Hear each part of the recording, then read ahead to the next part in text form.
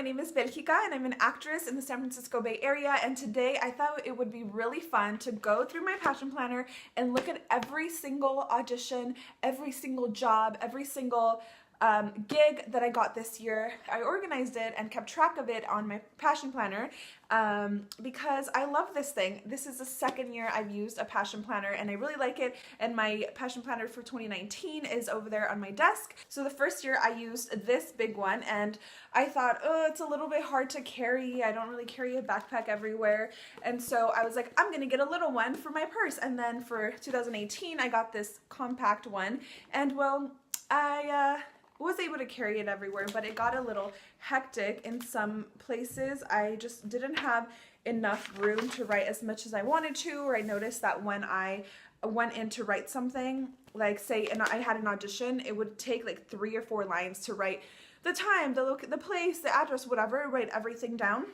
And so I was like, okay, next year I definitely want a big one. Even if it's harder to carry, it has a lot more space to write everything down. So I decided that I'm gonna go back to that one, but I'm really excited to get into this. I actually tried filming this video yesterday, and when I got down to it, trying to keep track of every audition, blah, blah, blah, I realized there's a lot of data in each of my auditions that I want to keep in order to help me book more jobs, so I can see which auditions I do better at, where I get these auditions from so I can focus more of my time or on that, or if I'm not getting enough auditions from a certain place, that I can try and see why and improve my statistics when it comes to that, I guess. And I just realized, like, oh, I also need it for tax season, and it'd be great to have this data so that I can keep track of how many auditions with that company I've done, or like, you know, who to thank at the end of the year. Thank you for, you know, working with me this many times, whatever, to develop a relationship and get more jobs. And I just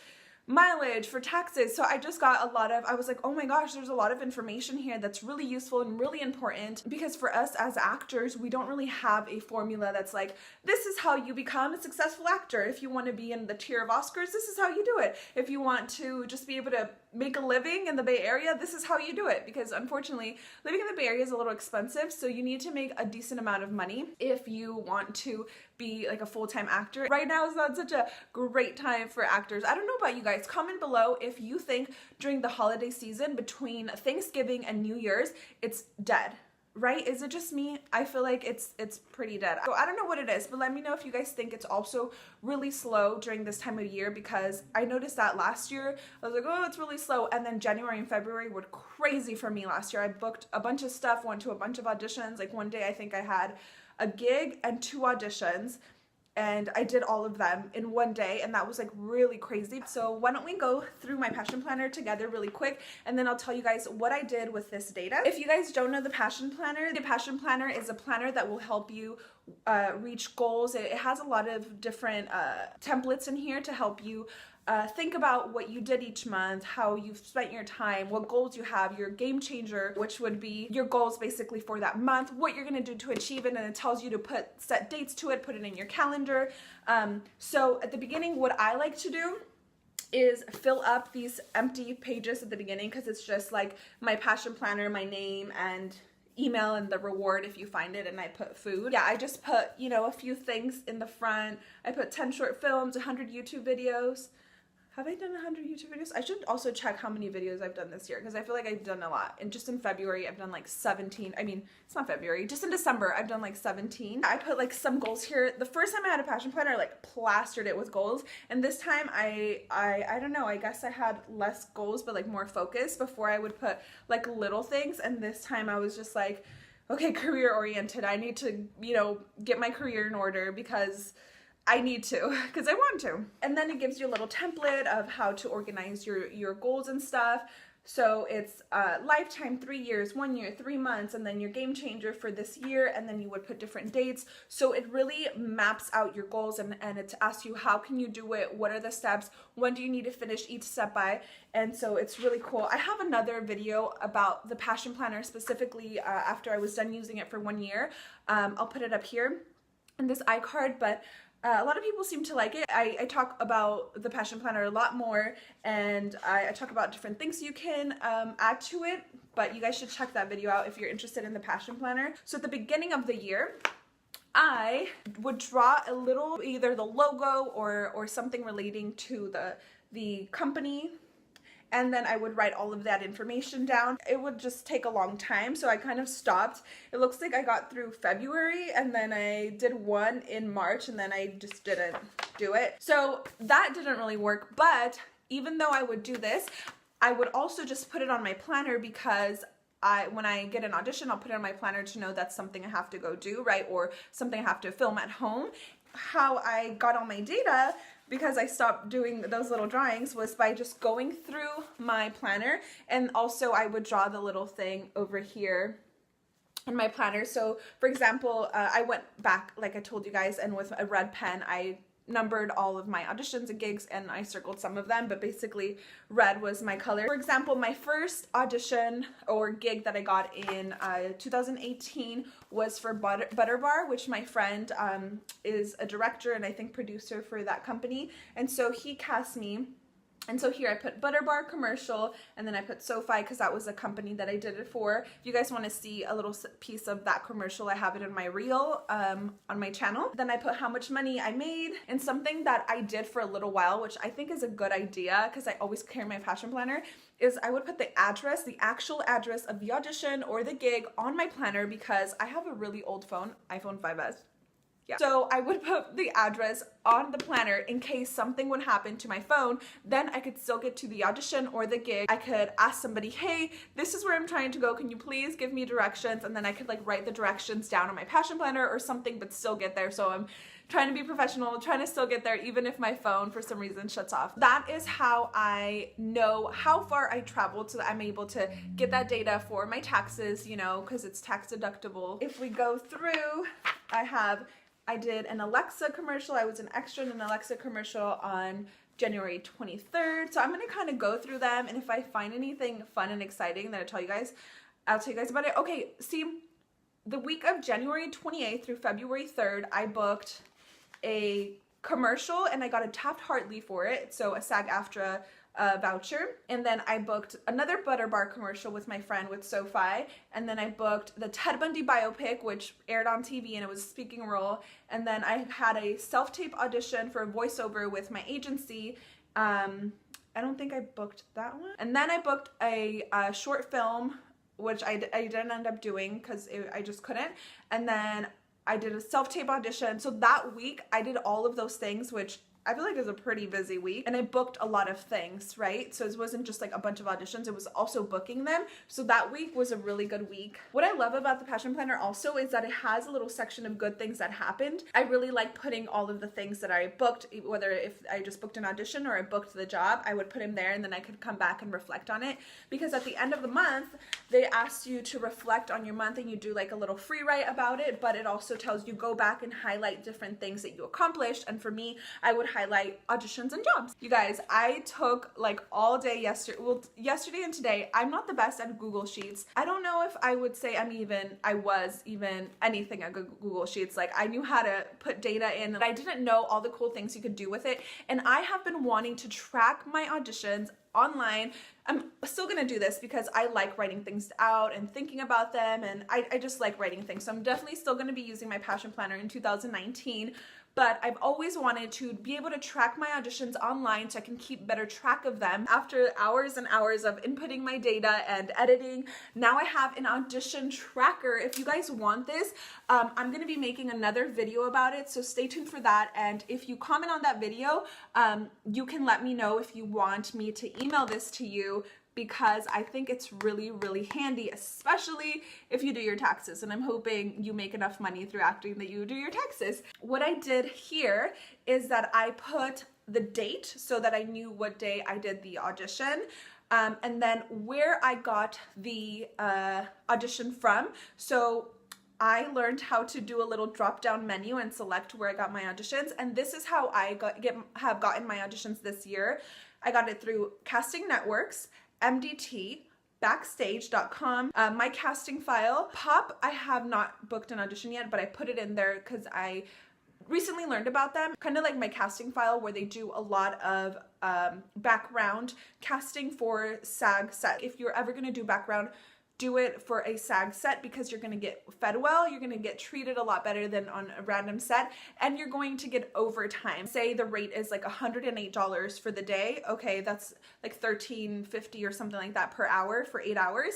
Well, when you get double time, that's $27. Then you get meal penalties and you get money for bringing your own wardrobe. I think it's only like $5. It ends up being a pretty good amount of money. So if you're on set for like 13 hours or so and you get all these fees and penalties after taxes, you're still making about $180 a day, which you're there for a long time, bring stuff to do, but I definitely recommend if you're going to be an extra, you can learn a lot, do it on a SAG set. The next column, the job name and the company, if I have it, just so I can keep track of which companies seem to like me. So if I see, you know, that they have an event coming up or something, I can go and interact with them and see if I could, if I've never done a speaking role with them, maybe I can tell them more about me and show them my reel, try to mingle and do some negotiations. And then the next one was role, so that I would know if it was a featured extra, an extra, a hero of a commercial, a speaking role, or modeling. So I just different categories so I would know what kind of job I booked or didn't book.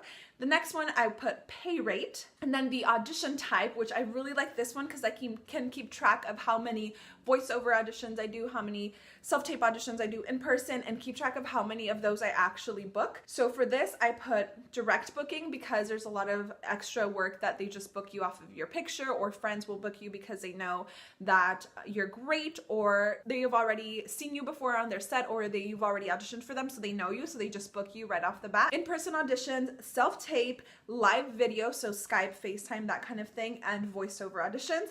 And then the next tab, yes or no, as the options, but it was like booked. So I really liked that I was able to put it in color right there. You can see red is no, I didn't book it, and green is yes. So it's also the letters in there. I really like that because then if it's a lot of green, it's good, and then if there's a lot of red, it's not so good.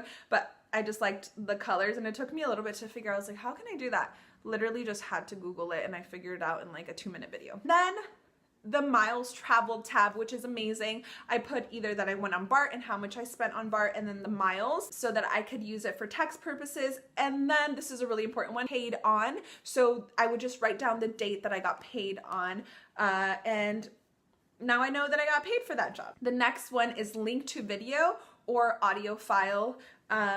And this one is really important for when I want to update my reel. I will know that I have the capability of going to this and grabbing that file and putting it on a reel so that I can book more jobs in the future. And then the last section that I put was notes, so that I can put different notes for different things. For example, the time I got a tapped Hartley, I put the note for that. I got a call back just so I know that at least I didn't just not get booked. Like, you know, they were interested in me a little bit. And I'm so excited about this. I'm so excited that I finally did this. It took me a long time. So let me tell you guys how many auditions and jobs and everything I did. It kind of blew my mind, my statistics of auditions versus getting booked.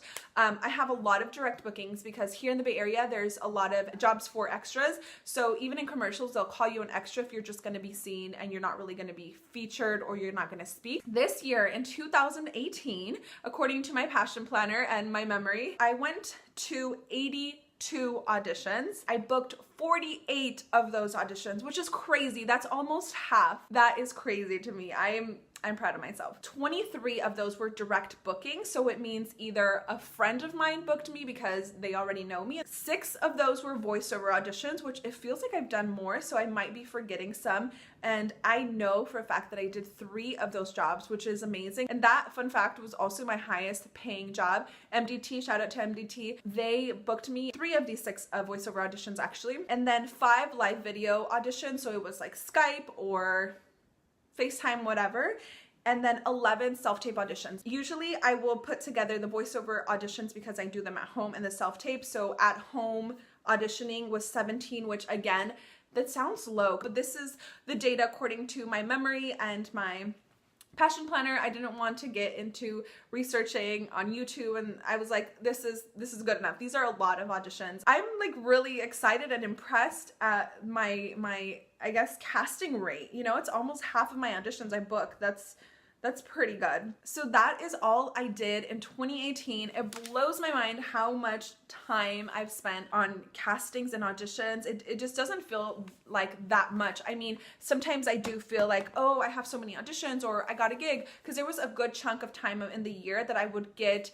either one audition or one gig per week, and for a while it was like one consistent gig per week, which was really great, and I was making like enough money to pay my bills and not accumulate more debt, you know, for a good chunk of time. So I want to take this information and be able to, one, do my taxes and do them well so that I can get some money back, and two, I want to take this data, improve in where I am getting my jobs, improve how I am navigating through this and being more professional about it, more diligent, more organized about the way that I treat my auditions and my gigs, and have more information so that I can better my acting career. And you know what? Let me give a quick shout out to MDT, because let me see how many auditions they sent me to this year, because thank you guys. Marla Del Talent in San Francisco, you guys should check them out if you need an agency. They're really cool, and I just really appreciate them. 18 of the 82 auditions that I went to this year were from my agency, so shout out to MDT. Thank you guys so much for sending me out to these, because